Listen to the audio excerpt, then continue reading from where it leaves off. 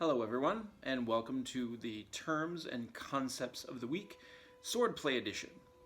So now we're up and running and we're sword fighting. So some of the terminology that you're going to be using is very important.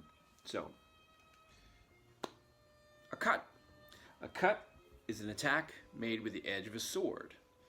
We have two edges of the sword, one true, one false. For our purposes, we'll always be using the true edge of the sword. Even though we're saying that both sides are sharp, we will be using the true edge. A parry. A parry is a defensive action that blocks or deflects an attack, right? We're using the fort of our blade to defend ourselves against the foible, usually, of the opponent's blade. The three rules of parrying: use the fort, use the true edge, and always move outward from the vertical center line to meet the incoming attack. Casting the cut. Now this is really important. When you're attacking, always send the energy beyond your partner, not into them. So the action of directing the energy of the blade's movement forward toward the point beyond the target at the end of a cut's trajectory. This keeps us safe. I am sending my energy beyond my partner, not into them. I am never relying on them to stop or parry my attack. Attack on the blade is a larger category that has many things under it.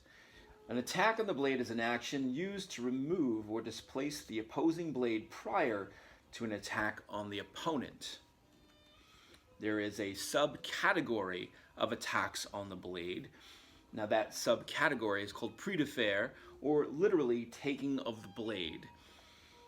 That name is used for a group of attacks on the blade which move the opposing blade to a new line in preparation for an attack. Now there are three of them that we talked about. There is the quasi, which moves my opponent's blade from the high line to the low line, or the low line into the high line without crossing the vertical center line. There's bind, which moves my opponent's blade from the high line to the low line, or the low line into the high line while crossing the vertical center line.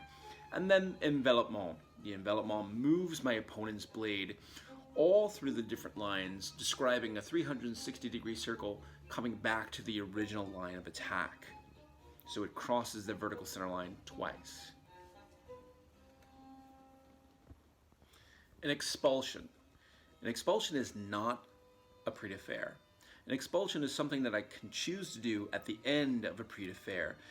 The expulsion is the act of using the energy and movement of a Prede, faire to throw or fling the opposing weapon aside. It is something that I can choose to do or not do at the end of a Prede, faire. So it's important to review. Go over your glossaries. Use flashcards.